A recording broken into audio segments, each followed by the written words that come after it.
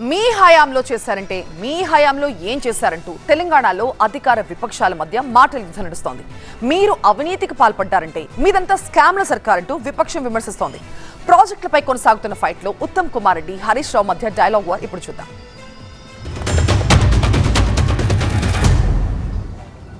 1.81 lakh crores ఖర్చు పెట్టి కాళేశ్వరంలో నామమాత్రం ఆయకట్టు కూలిపోయింది.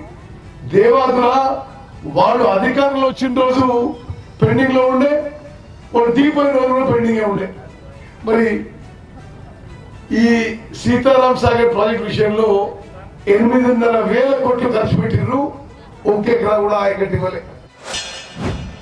ఖమ్మం జిల్లాలో ఇవాళ మీరు సీతారామ ప్రాజెక్టు ప్రారంభించినారు. మోటార్లు ఎవరు చేసింది? కేసీఆర్ గారు ప్రభుత్వం కట్టిన సీతారామకు మోటార్లు ఒత్తనికి పోయిండ్రు. నిన్ననో మొన్ననో వరంగల్కు పోయిండ్రు దేవాదుల మోటార్లకు ఇవాళ నీళ్ళు అందుతున్నాయంటే కేసీఆర్ గారు కట్టిన Sammakka barrage, 3rd phase Devadula మీ హయాంలో కుప్పగూలి 3 చచ్చిపోయి టనల్ కూలిపోతే దాన్ని ప్రత్యామ్నాయం చేసి మేం పూర్తి చేస్తే ఇవాళ మీరు మోటార్లు ఒత్తితే దేవాదులో నీళ్ళు వస్తున్నాయి. 30% పనులు పూర్తి చేస్తే అంటే 38,000 కోట్లకి 11,000 కోట్లు ఖర్చు పెట్టిన తర్వాత మరి మళ్ళీ రీఇంజనీరింగ్ రీడిజైనింగ్ పెట్టి ఆ ప్రాజెక్ట్ ని మేడిగడకు షిఫ్ట్ చేసి ఆ 38,000 కోట్ల అయ్యే ప్రాజెక్ట్ కాస్ట్ ని 1,00,000 కోట్లకు ఇచ్చింది. ప్రాజెక్ట్ కాస్ట్ పెరిస్తే కమిషన్లు పెరుగుతాయి. మీరు చేసిన మంచి పనులు ఏమన్నా ఉన్నాయంటే స్కాములు తప్ప మీరు చేసిన నిజమైన మంచి పనులు ఏం లేవు. మీ పాలనలో ఉన్నాయి స్కాములే తప్ప మంచి పనులు లేవు.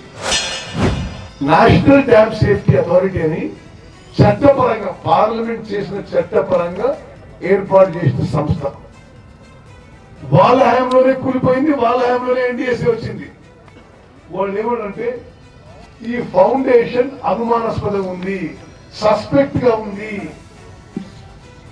ఇప్పుడు ఈ బ్యారేజెస్ లో నీరు నిలపడానికి వీలు లేదు, ఇది ప్రమాదకరం. ఇవాళ రిటైర్డ్ ఇంజనీర్లు చెప్పిండ్రు, తెలంగాణ సాగునీటి పారుదల శాఖ చెప్పింది మేడిగడ్డ గేట్లు ముయ్యకుండా కన్నెపల్లి మోటార్లు ఎత్తచ్చని చెప్తే ఆ నీళ్లు ఎత్తచ్చని చెప్పిన రిటైర్డ్ ఇంజనీర్లను జైళ్లలో పెట్టమని బెల్ట్తో కొట్టమని రాజకీయాలు చేస్తున్నది మీరు.